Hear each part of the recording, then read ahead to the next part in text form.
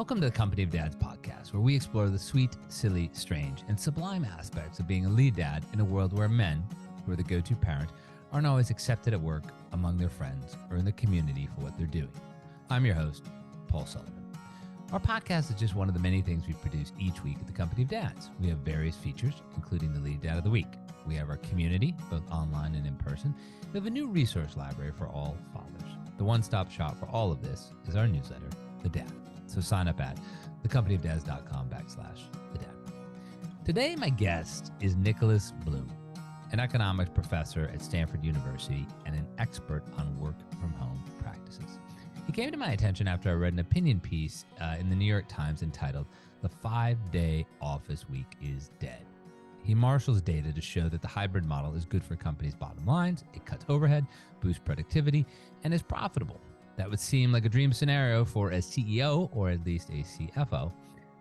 It also helps working parents, where our interest lies, but still, companies, including ones where most of the work is done by phone and computer, like Goldman Sachs and JP Morgan, are fighting the return to work battle. Nick is also a father of 4 and is one of 4 himself. So lots to talk about today. Welcome, Professor Bloom, to the Company Dads podcast. Thank you. Nick is fine. Thank you, Paul. All right. So I'm a father of 3. You have 4. You're one of 4. Is there an economic argument for 4 kids? Did I miss something when I was at the University of Chicago? No, there isn't. I'm just one of 4. It's naturally where you end up. I don't think it was there was planned, not planned, but yeah, depends. I mean, economists see kids to some extent as consumption goods. So, depends how much you like kids, to be honest. I didn't know if you were like helping the labor force down the road or making sure any sort of pension is paid for by your contribution in kids. It's true. It is true. If you go to, the economics of developing countries, this is subsistence is very much about kids, your savings. So if you go back, 500 years when we were just both working on farms, once you retired, that's it. You've got your kids and nothing else. So, but, that's no longer true with, modern pension systems. So. I'd also think like kids in Palo Alto, they're probably a cost center for many, many, many years. Yes, that is true. That is true. All right, on to what we're here to talk about. What's the crux of the work from home versus office debate as you see it today? Well, partly I think the debate is over. So there's 3 phases. There is pre-pandemic, when there was very little work from home at all. People basically went into the office 5 days a week. So again, I'm going to talk about grads. So look, half of the workforce works in shops, factories, frontline stuff, and they're still very much fully in person. But if you think of grads, professionals, managers, etc., they really work from home pre-pandemic. Early 2020, kind of 2021, a lot of people were close to fully remote. Now we've settled back into hybrid, and it looks like that's pretty much the steady state. And it's the trade-off. And the trade-off is very much that employees love the ability to work from home 2-3 days a week. They value it about as much as an 8% pay increase is the typical number. And there is, if you go beyond that, it looks like it harms productivity, but it looks like maybe 2 days a week at home is kind of a sweet spot. So firms are doing this, to be honest, because it's profitable. So as any managers out there, I must have talked to, 1,000-2,000 managers and firms by now. They find it very profitable to allow people to work from home a couple of days a week. And that's why it's stuck. And that's pretty much where it's going to be for a while now. Think of like 2 polar opposites here. Allstate, the insurance company, their workforce now is about 80% remote and 20% in the office. And it was the flip side of that pre-pandemic. And then you look at somebody like Goldman Sachs, where they're really fighting this battle for 5 days a week in the office, and both of which they do very different things. But as I said in the intro, it's a computer, it's a phone, it's people skills. Why is there this debate really raging now that we're sort of 3 years away from the pandemic, where people proved that they could work from home? I don't know how many people really want to be at home all the time. As you said, sweet spot is maybe 2 days a week. Yet some companies are really drawing a line in the sand that it has to be 5 days a week. What is motivating that?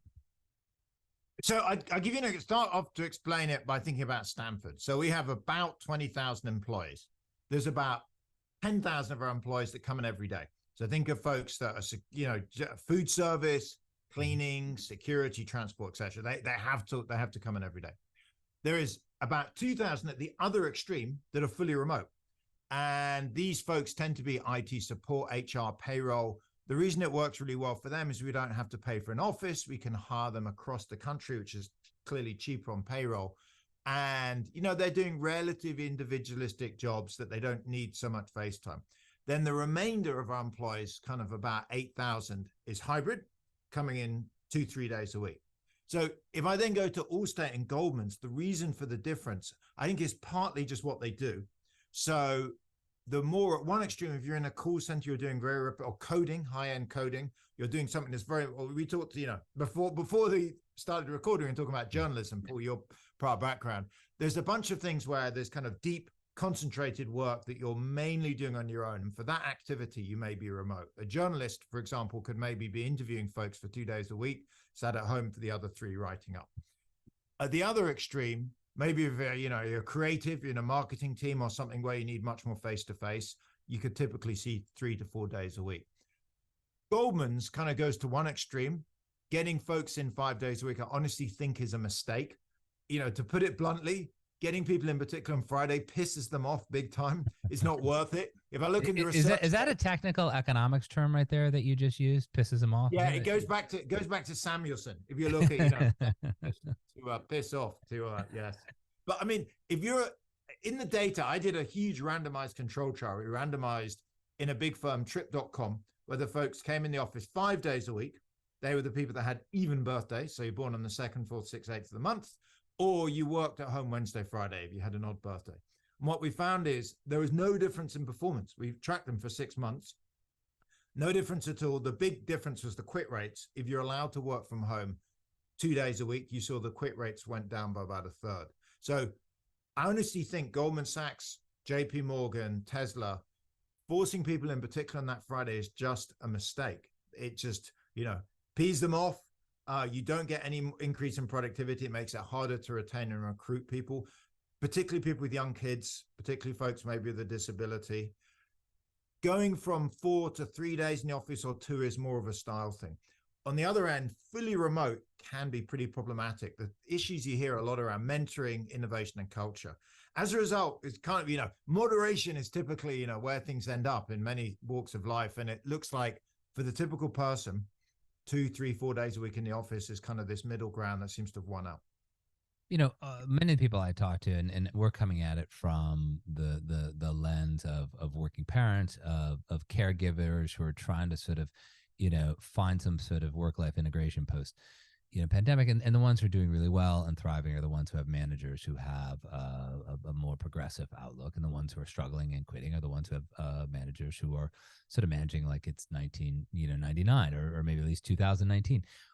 Is it the crux of this? Is there some part of this where managers need different training to get used to managing people who will not always be sitting next to them as they may have been, pre-pandemic? That is exactly right. So I'll tell you a story. So I interviewed Marissa Mayer, who was the CEO of Yahoo from 2012, I think, to 2016, 17. She was very famous, or infamous, I guess, for having apparently banned work from home in 2013. And I spoke to her. I actually think she was about a decade ahead of her time. I think what she did was correct. It's just her PR department was, let her down. Somehow her spin doctors were terrible, but so why don't I tell you what she said? She said, look, when I took over, we didn't have the most fantastic performance review system. So it's hard to tell what people are doing. So we were relying on kind of management and watching.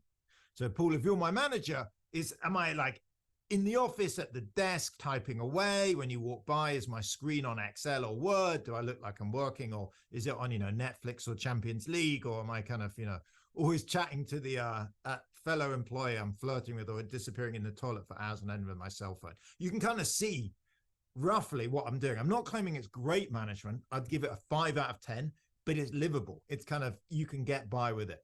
Problem is, as you say, when you go to working from home, you don't have that. Basically, that's called input management. You watch the inputs of their time and their effort. When you're working from home, you can't see people's inputs. You have no idea what they're doing. So she said, look, we really needed output management, which is like performance reviews, 360s, assessments, etc. That is already better in the office. You're much better assessing people on what they do in the office, but at home it's totally critical. So it turns out the singly most important piece of management training, HR, is assessing people on performance, giving them feedback on that. And for firms that didn't have that pre-pandemic, they really struggled in 2020, 21, and have basically had to put that in place. You know, for people who forget, I remember Marissa Meyer very well, because when she was CEO, my wife works in financial services and had worked at Yahoo at one point. And Marissa had a baby and came right back to work. And then she sort of infamously installed sort of her own personal nursery right next to her office, so her child could be there while she worked. And she banned, work from home from other people. So that didn't. There are many reasons why leadership didn't go well. That was one of them. But when you think about working parents and caregivers and how things have changed post pandemic, we like to talk in terms of caregivers because obviously not everybody's a parent, or you may have a spouse who doesn't work outside the home and can help, but everybody will be a caregiver. When you think about the ways that companies could, have more of a trust-based management system so that they could accommodate people who could, work synchronously a certain number of hours per day and then asynchronously the remainder of the day, are there any companies that you have found who are really leading the way on thinking about, different modalities of working, the hours you need to work, both, when you can connect with your colleagues, but also all that mundane stuff that we can do, any time of the day? So what I give you, coming back to performance evaluation, the other reason this is great is, look, if you're managing me, I really don't like the fact that you're going to say, hey, Nick, I want you to be online from 9 a.m. to 5 p.m. because it means if I want to go pick my kids up from school or go to the dentist or go out, I can't do it. What I'd much rather is you say, hey, Nick, you just get your job done. Right, and of course. 2-3 core hours, maybe it's like 10 to 1 Pacific where everyone's around. But outside that, you really want to have the flexibility to decide your day. So it turns out, coming back to the previous point, while the big thing for both firms and employees is output evaluation, because as an employee, I can then flex my day around it. Like, pick your kids up, drop them off, go for a run, do whatever you like. When you interview people, they say, look, the number one advantage of working from home is no commute. That's like a massive benefit. But number two is flexibility. And so the thing you really want to avoid in companies is not trusting employees and micromanaging, having those keystroke monitors. The thing you really want to do is say, I care about what you achieve. I'm going to evaluate that on that, how you get it done. I'm going to leave you a lot of flexibility around that. And if you think of big world around, a lot of the tech companies, investment banks, et cetera, generally, I worked at McKinsey years ago. We used to put these things in to clients, and it's not rocket science. It's kind of, you talk to my customers, my clients, my coworkers, look at some of the data and assess reasonably accurately whether I've achieved what I've supposed to be doing for the last 3 to 6 months. The managers that you've talked to, that you've interviewed, who have figured this out and seem to be having the most success with the post-COVID way of working, how are they doing it, and how do they come to those management strategies? What can they teach the rest of us? Sure. So I think a few things that have settled out. One is, I've even changed my mind on this. So I'll be upfront to say, the data changed my view, is the battle between what I call choice versus coordination. So early on in the pandemic, 2020, 21, I thought, look, if you're going to come into the office 3 days a week, you should let people choose. It feels really natural to do that. Turns out, from talking to companies, from looking at the data, interviewing people, the thing that really upsets employees most of all is coming in, spending all day on Zoom and going home. They're like, why did I commute for, an hour, an hour and 20 minutes to come in? And so one critical thing is team by team or at the company level, coordinate on the days in. There's just no point. You're in Monday, I'm in Tuesday, you're in Wednesday, I'm in Thursday, etc. So one thing now is nobody's coming in on Fridays. So, kind of give up on Fridays. That's right. Clear work from home. I would probably choose the vanilla flavor here is say, come in Tuesday, Wednesday, Thursday. What that means is Tuesday, Wednesday, Thursday, you have lots of meetings, presentations, training. People shouldn't be sat for hours doing email. If they do, they probably don't need to be in. Monday, Friday is quiet time. So that's one big policy that's kind of norming out. Another interesting one that's kind of cool is some organizations are setting up maybe a remote couple of weeks or remote month. So again, take Stanford. We're very seasonal because students come and go, and over the summer, summer camps. Some departments are very quiet for July and August. You could say, look, it's not a holiday, to be clear, but we're just going to close the office for August and you can just work fully remotely. And that is an enormous perk. It's a quiet time anyway, so it's not particularly a cost for an organization. There's a set of things like that whereby you think, well, look, what's the point of the office? The office for people to come in and work together, train, kind of build connections. Let's really focus on that. And then otherwise let people work from home and just evaluate them on what they perform. Do you think people need to be, in the office and come together at least once a week? Or is there any evidence showing that, more remote firms, when they bring people together for, say, monthly offsites or quarterly offsites, that they can accomplish similar goals? So it depends massively on what you do. There's an enormous mix. So fully remote. It's like when I'm going to call something fully remote when you are working from home on a standard Monday, Tuesday, Wednesday, Thursday, Friday. Yeah. It turns out in the data, 70% of fully remote jobs, and basically all of them that are grad jobs, tend to still have these offsites. So classic company, I don't know, someone like Atlassian or Airbnb, they'll be fully remote, but every 6 weeks they meet up for 3 days and connect up. Is that enough? It depends on what you do. So if you're doing something, particularly if you're a new hire, like I talk to a lot of undergrads, MBAs at Stanford, and generally think, look, for mentoring, particularly early on, you probably want 3, maybe 4 days a week. So that kind of setup isn't going to be ideal for a 23, 24-year-old because you don't have that much face time. On the other hand, that kind of thing may be fantastic if you're a very experienced coder in your mid-30s, you got 2 kids, you've been doing this for 15 years. You probably only need to meet once a month in person or once every other month and do the rest. So that's like GitHub or Airbnb. Airbnb is going to have older, more experienced employees. So it depends a lot on the role and also who's in the role. If you're an employee and you're a high-performing employee, because let's assume that, companies say they're managing for everybody, but you really don't want your top 30% to walk out the door, and you're pretty confident that your bottom 30%, they don't have a lot of options. But if those top 30%, if they're sort of chafing at, the current management structure around, anchor days or in-person days versus remote days, do you have any thoughts to them as to how that high-achieving employee can perhaps change the view of his or her manager to allow them to realize that a more flexible, with intentionality, working system may benefit everybody?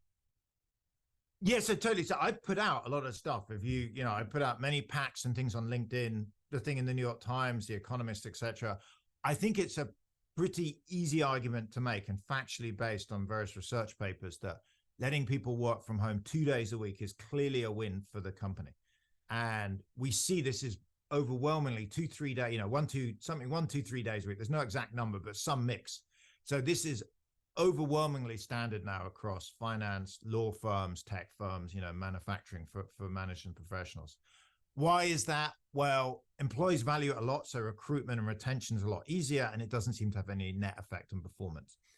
It's a different thing thinking about fully remote. So fully remote, the upside is you can hire nationally or globally. So when I talk to fully remote people, they're like, well, we can hire people in the Southwest, or we can hire people, in South America or Asia, etc. And you don't have any office space. The downside is it looks like it's a bit harder to mentor young folks, creativity and innovation suffer a bit. So that's more of a trade-off. But I think if you're being forced back 5 days a week, it's a very easy argument to make to say, look, I don't need to be in on Friday. I probably don't need to be in another day a week. If you organize things, you can have 3 really compact days of, face-to-face time. Because if you go back to 2019, when you're in the office, we often spend 2-3 hours in any day on email, doing PowerPoint, doing individual stuff, looking things up. That can easily be pushed to Monday, Friday, and have 3 very concentrated days. And in fact, there's a famous study in the Proceedings of the National Academy of Sciences on what's called bursting. So it's a great paper. What it does is it takes hundreds of subjects and breaks them up into 3 different experimental arms. So one arm, they all have to come up with new ideas for this product. In one arm, they're all basically pushed into the big room for 6 hours and asked, that kind of post-it note hell of like everyone coming up with ideas. And then arm 2 is the exact reverse. They're all pushed into individual cubicles and said to think about it quietly on their own for 6 hours. Arm 3 is what's called bursting. It had an hour together and then an hour sit alone, then an hour together, an hour alone, an hour together, an hour alone. Yeah. Treatment 3 turns out to do the best because you kind of need a mix. And that's what hybrid gives you. It gives you some quiet time on Monday and Fridays. You don't have the commute. You're, recharged. And then you have some active, engaged time Tuesday, Wednesday, Thursday. Yeah, I know you're in the economics department at Stanford, but when you look at, some of your colleagues in the business school, Are those sort of future managers, future leaders, or have the courses changed so that they're equipping them to sort of manage in more of a hybrid environment where the Stanford MBA grad of 1993 versus 2023 might not have had that type of mentoring? So I've done, so, one thing is all teaching's in person. So we obviously in 2020, 21, we taught online because of lockdown, but, as soon as that was lifted, we were all back in person. I also don't think it's that radical. So if you think of, our typical MBA is probably going to work from home 1, maybe 2 days a week post-pandemic. So just think back to 2019. Yeah. MBAs from Stanford probably are working 70 hours a week. That's probably a typical, they're pretty hardworking, pretty focused. They're probably only in the office or at client sites 50. They're probably already doing a bunch of stuff. And, when I was at McKinsey, my weekly timesheets were 80 hours. And a lot of that was evenings, weekends. Now, we're moving in a direction of rather than, having 4 or 5 days in, but mostly the key things we focus on is, performance evaluations, a lot of interpersonal stuff. I don't think it's that radical. If you're fully remote, it is quite different. So to be clear, I'm an advisor to an investor in a few startups. They're kind of small tech startups. Some of them are entirely remote and they are really different. They have like 4 or 5 people. They're really engaged, really motivated. They may have 2 or 3 coders. One of them has coders out in Brazil. Another one has them in Israel, for example. I mean, obviously they're struggling a bit now, but you can imagine the broad idea is a couple of folks in the US, we don't have to pay for office space. We have these founders, they're engaged, they're motivated. But in bigger companies, typically our MBAs probably in 3-4 days a week, and I don't see it's that radical. So we haven't massively changed the teaching because the core of it is still there. The core is as it was. If you're fully remote, I think it is somewhat more different, but very few MBAs are going into fully remote roles because of the mentoring issue. An idea being floated now, has been floated for the past year or so, is the 4-day week. What are the pluses and minuses of a fixed 4-day week? Okay. So this we're just writing up a blog piece on this, and so my overview on it is there are 4 versions.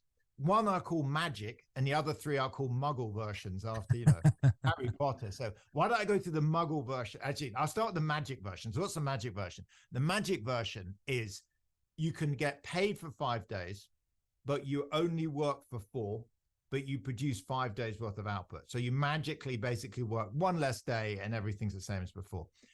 When I talk to managers, they're like massively offended by this. They'll say like, you mean we're just totally wasting a day? And we just, do you think I'm an idiot? This is a competitive industry. I have performance bonuses. I assure you, I push my team hard. And then someone will obviously say, well, there are these pointless meetings. And they'll say, well, sure, but you only know they're pointless afterwards. It's not like my calendar says 9 a.m. meeting, 10 a.m. meeting, 11 a.m. meeting, 12 o'clock, pointless meeting. It's like lottery tickets until you've actually, the lottery's drawn, who knows? So that magic version, I honestly, I don't think really exists. There's not, the evidence is not really evidence. It's kind of, PR pieces, but funded. Then there are 3 muggle versions, which are here and now, and are definitely quite interesting. So one of them is what's called shift change. So quite a few organizations, rather than say, have folks that they're working, say 40 hours for 8 hours a day for 5 days, say, look, you're going to do 4 longer hours, 4 longer hour days. So manufacturing has done this for a long time. We do like 10 hours a day for 4 days rather than 8 for 5. The second is just part-time. So in my first job, actually, I was doing a PhD and I asked to have 1 less day and be paid for 1 less day. And that, you can do 4 rather than 5. The third is we're now all working from home on Friday. So effectively for offices and public transit, and, city centers, as a 3-day weekend. It's not really, we're not working, probably working less, but we're not working. So those are really appealing. I'm totally in favor of them. So in some senses, the 4-day week is here already, but just not the kind of magic version that's at the extreme end of some of the, I guess, most fervent supporters want us to move towards. Some companies have figured this out pretty quickly. You talked about having worked at McKinsey. Consultants figured this out, but you talked that there's going to be, in that New York Times piece, a need to reimagine some things. And most of my attorney friends are going in for anchor days or doing this, but the only attorney friends I have who are going in 5 days a week are, of course, the attorneys who do anything involved with real estate because all of their clients demand that they be in a physical office because this is how they make their money. So when you're in industries like that, real estate is obviously not exactly, horse and buggy type stuff, but a wholesale reimagining of real estate could be challenging. What do you say to those industries where the pushback is, hey, this is a bit more challenging, or our business depends on people being here in person, even if it really doesn't? I mean, as you point out, horse and buggy, change comes, and change is, the state of the world. And when the car came along, people making, carts saw a downturn in business. So it is definitely the case that we have hit peak office. I mean, that we just have too much office space in city centers, particularly nasty office space. So what I see as the future, and it's kind of here now, actually, it's not even the future, is big companies want nice offices in city centers. Why? Because if you're coming in 3 days a week for hybrid, you want some convenience. So Class A office in city centers is doing okay. What's really suffering is kind of Class B, like not so nice, because like, why would I come in to meet in a not so nice office when I can work from home? So that's definitely suffering. City center real estate is suffering. It's in the long run, it's going to adjust. I saw some estimates from JLL that it would take 10 years and eventually office occupancy would drop, will rise back to what it was pre-pandemic. That adjustment, though, is going to come from reduction in office space, not from people returning to the office. So think about it, it's like Game of Thrones. Winter has come to the office construction industry. There's very few new starts now. There's a lot of conversions. Even just today, there was yet another article in the paper in the Times, and I saw one earlier in the New York Times about, the Wall Street Journal, about converting offices into residential. So it's an adjustment, like any big change. Like in-person retail has been suffering a bit because of online. Well, city center offices, we're seeing a big shift out to the suburbs. So suburban offices are actually doing okay too. What's really suffering is in meltdown is kind of city center offices. The other thing that's hit it a bit interestingly is the slowdown of tech. So it turns out tech only occupied about 8% of office space pre-pandemic, but was buying about 35% of new build. So tech had a voracious appetite for buying up new build, and suddenly tech's no longer expanding. So that's, there's this double whammy. You've got two punches in the face. One is work from home, and the other is the slowdown of tech. Yeah. Professor Nick Bloom from Stanford University, thank you very much for joining me today on the Company of Dads podcast. Last question, just, for people who skip to the end, give it to me like you did in that New York Times piece. What is the P&L argument for managers to allow workers to go hybrid? The P&L argument is a lot of studies show the impact of hybrid, let's say coming in Tuesday, Wednesday, Thursday, working from Monday, Friday, on performance, on productivity is about flat. You may think, well, wait a minute, there's 2 days of less face time. Surely that's bad. Yes, that's true. But there's also 2 days now you're saving at just over an hour a day commuting. Some of that people used to work. And there's also 2 days it's quieter at home. So it turns out in the data, performance is about flat.